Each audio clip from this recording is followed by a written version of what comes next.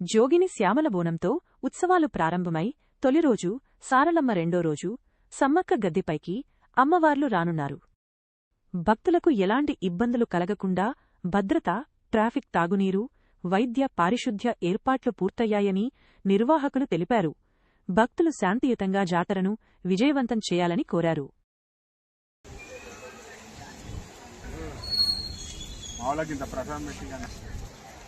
ఉండు దగ్గర మొత్తం ఫోన్ పెట్టు. ఒక్క నిమిషం తీసుకో.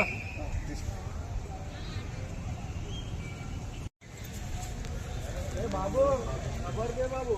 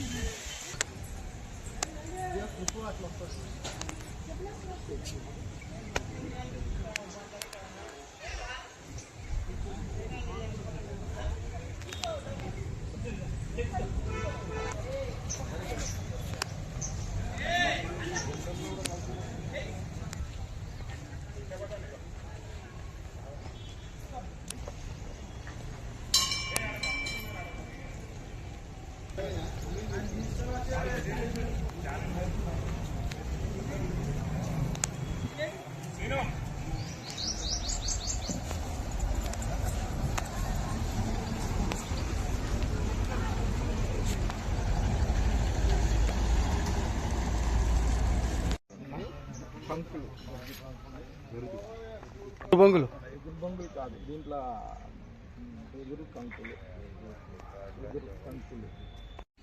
నా పేరు నీలం భిక్షపతి, అమీన్పూర్ గ్రామవాసిని, బంధంకమ్ము నివాసము. నేను ఇక్కడికి అమ్మవార్లని 2002లో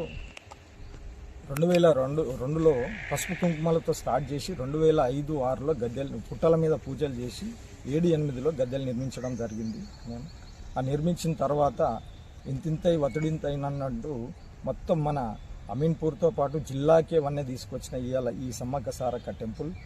ఆ రోజుల్లో అంత దూరం వెళ్ళలేని భక్తుల కోసం ఇక్కడ నిర్మించడం జరిగింది.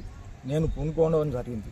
నా ఒక్క ప్రయత్నంతో నా విలేజ్ వాళ్ళ సహకారం తీసుకొని ఈ విధంగా ఈరోజు గుడి నిర్మించడం జరిగింది. సమ్మక్క సారక్క దీన్ని నిర్మించినప్పుడు మన బి వెంకటేశం గారికి ఒక లెటర్ పంపినప్పుడు మీ యాక్టివిటీస్ ఏంటి అని చెప్పేసి అంటే, అప్పుడు నాకు యాక్టివిటీస్ ఏంటి అనేది తెలవాలంటే అప్పుడు మా బావగారు అయినటువంటి నరసింహులు గారు గోపన్పల్లిలో ఉంటాడు. ఆయన ఈ అమ్మను తపస్వి అనే ఆమె ఉంది, తీసుకొని వద్దాము పోదాంపా అని చెప్పేసి అంటే తీసుకొని వచ్చి రావడం జరిగింది. దాన్ని తీసుకొని రావడంతో మనము మా ఊరికి వచ్చేసి ఒక్కొక్క కడపకి ఒక్కొక్క వార్డు మెంబర్కి కడుపులో తలబెట్టి ఇట్లా గుడి కట్టాలనుకుంటున్నాం. అంత దూరం పోనేది మనకి ఇక్కడ, మీరందరూ సహాయ సహకారాలు అందించాలని చెప్పేసి ప్రతి ఒక్కరిని మా యొక్క గ్రామ వార్డు మెంబర్ నుంచి గ్రామస్తుని వరకు అందరి కడుపులో తలబెట్టి ఆ రోజు సరే నువ్వు కడుతున్నా అంటున్నావు కట్టు, కానీ జాగ్రత్త, ఎందుకంటే ఈరోజు ఇంత భూమి కావాలంటే ఎవరు ఎన్ని విధాలుగా ఎన్ని ఆలోచనలు పోతారో చూసి ముందడిగి అని చెప్పేసి ఆ రోజు నా పెద్దలు నా ఊరు వాళ్ళు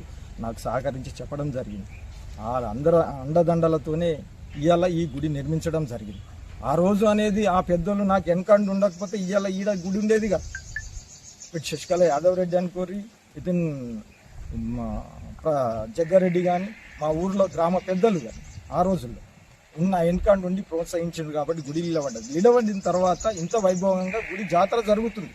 జరిగే టైంలో అందరు వెనకాలండి అరే చేసుకొచ్చిండని ముందుకు పోతే ఎంతో వైభోగంగా ఉంటుంది, ఎంతో ఆనందంగా ఉంటుంది. ఎందుకంటే ఇది అమ్మవార్లు ఆడపిల్లల మొక్కులు తీర్చుకునే వనదేవతలు. ఈ వనదేవతలకి ప్రతి మహిళ వచ్చి సంతోషంగా ఒడిబియ్యాలు పోసి వారి వారి మొక్కులు తీర్చుకొని తన్మయతం చెందుతారు. అందుకు ఈ యొక్క జాతరని ఎంతో మళ్ళీ ఇంకా పెద్ద ఎత్తున ముందుకు తీసుకెళ్ళి ఇంకా మన జిల్లాకి మినీ మైదానంగా పేరు రావాలని నా యొక్క ఆకాంక్ష. నా యొక్క ఇది ఈరోజు రేపు అంటే ఈరోజు అమ్మవారి కంకలు తీసుకొచ్చినప్పటి నుంచి పూజలు జరుగుతూ ఉన్నాయి ఇక్కడ 1 వీక్ ముందు నుంచి.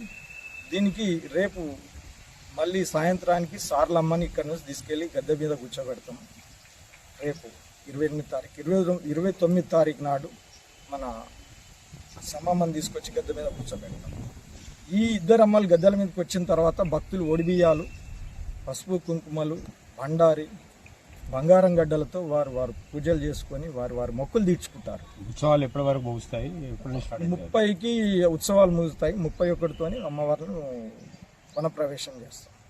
ఇది ఏంటంటే ఆలయ కమిటీ.